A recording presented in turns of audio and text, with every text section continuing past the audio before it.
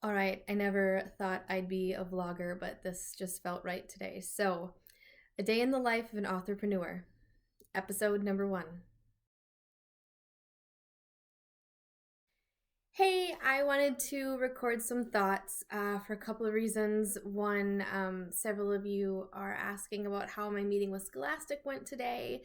And two, I wanted to share some of the things that I've learned through this process in case there's anybody who is thinking about wanting to publish a children's book or any book for that matter, because I definitely have learned a lot. And these are things that I might have liked to know ahead of time, and so I share them in case they could be helpful for your journey. So today I had a meeting with an editor from Scholastic, and I got this opportunity through an organization called SCBWI, Society of Children's Book Writers and Illustrators. And if you want to write books for kids, you absolutely need to join this organization.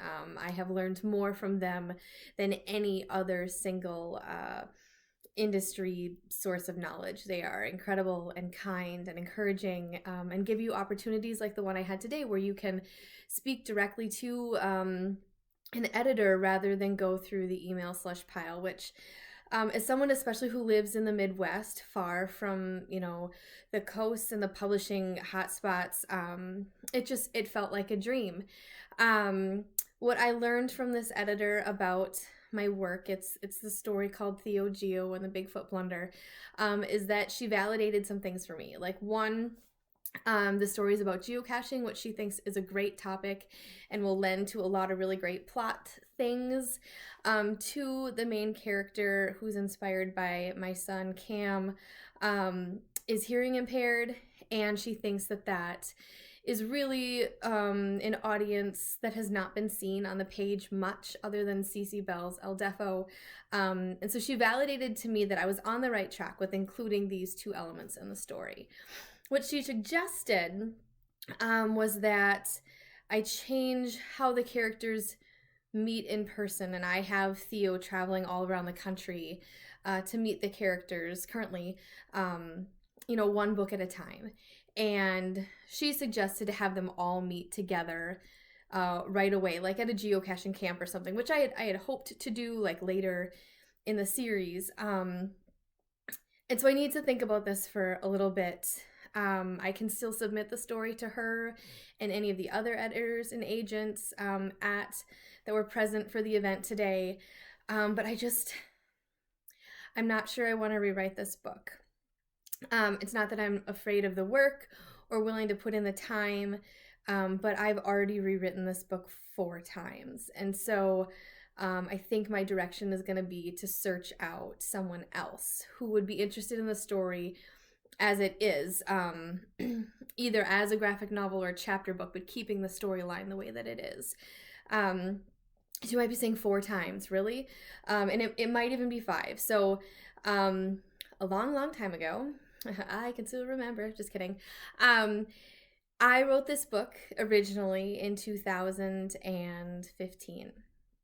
And then I had the extreme pleasure of going to the Highlights Foundation and learning from Jan Fields and Paula Morrow, especially about writing for the children's educational niche for teachers.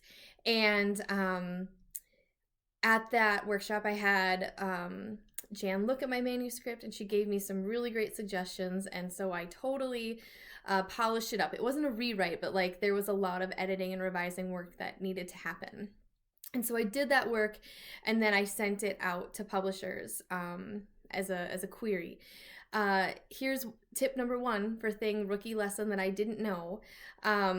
I submitted it to Boyd Mills Press, which is Highlight's book publishing arm, Highlights Magazine. Boyd Mills Press is their book publishing arm. And I had, again, I got to submit it directly to them because of my participation in this workshop. And they said, oh, we're so sorry. You've already submitted this to us once before. We won't look at your manuscript again. And I said, no, I've been to your workshop. Like, I learned from your people. Like, it's so much better. And they're like, no, we're sorry, we won't look at it a second time. So lesson number 1 is to make sure that the work you're sending out is your very, very, very best work. the best that you can make it at that time. Um, and maybe hold off, learn some stuff if you're a rookie, and then send it out. Because I kind of burned that bridge, not knowing that I couldn't cross over it again. So after that, I decided to self-publish the book. It is the book called The Birthday Cash now. It's out. I love it. It's great. But I met through an SCBWI conference a couple years later a small publisher who was interested in redoing it. And so I worked for probably, I don't know, almost 2 years over the time we initially talked until the manuscript was done, and we completely rewrote the manuscript. Completely. Plots different, characters different, the elements of geocaching and living in an RV were the same, but everything else was different.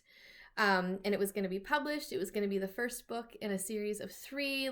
Everything was ready to go. And then that small publisher ran out of finances, and I don't hold anything against them. I'm not bitter towards them. Obviously, I'm very sad because this was going to be my official traditional launch into kids publishing through the traditional arm. But it wasn't to be, and it was so disheartening after 2 years of reworking it and really truly making it something new and something special in its own way. But I had this manuscript polished, copy edited, in pristine shape, ready to go. And I reached out to a book packager that, again, I had access to through SCBWI, and he and I have been working on it for the past year, since January 2019. He and I have been working on this and polishing it and doing it as a chapter book, and now adapting it into a graphic novel. And this graphic novel version is what I have pitched to the Scholastic editor today. And so when she makes this suggestion, I'm not saying it's a bad suggestion. I just am a little bit hesitant to completely rewrite yet again. And one of the other things she said is, well, maybe that the kids find something in the cache, and that leads to more things. And I'm like, that's what the birthday cache is. And somebody else told me that they didn't really like that plot element, and that we should change it. And so then we did. And so I'm a little bit hesitant to follow after one person's thought and suggestion. So there's the second lesson, is that take in feedback, listen to it, let it sit and resonate with you for a little bit, but don't feel like you have to take all of it, because it might not serve you.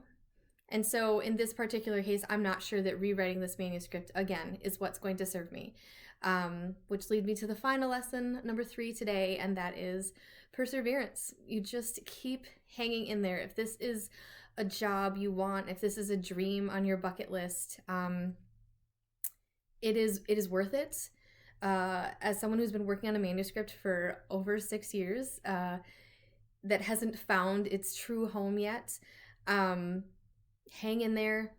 You can do it. Ask for help. Join SCBWI, which then leads me to the final lesson of this, and that is maybe self-publishing is the best option. I've kind of personally made a goal to not self-publish any more kids' books, just because I don't have as much success in self-publishing with kids' books as I do with my adult books. Perfectly happy self-publishing my adult books. Not sure I'm going to do it with kids' books, but it is an option. And for many people, it's a great option. It's a within 6 months option as opposed to 2 years down the road option. And I'd be happy to tell you all about that if it's something you're interested in. So if you've hung in here this long, thank you. And I hope that you've learned something through my experiences. That's always my goal when I share. I think that I'm probably going to put this on my YouTube channel. If you are watching it through YouTube, check out many of the other self-publishing help videos I have here, the writing help videos. the playlist. If you have any questions, you can reach out to me through my website, amandaziba.com, on the contact page. I have courses and digital downloads and so much for you there. The journey is more fun with friends, and I would love to be yours. So happy writing, happy weekending. I'm going to go back and watch some more March Madness, but that's it. See ya.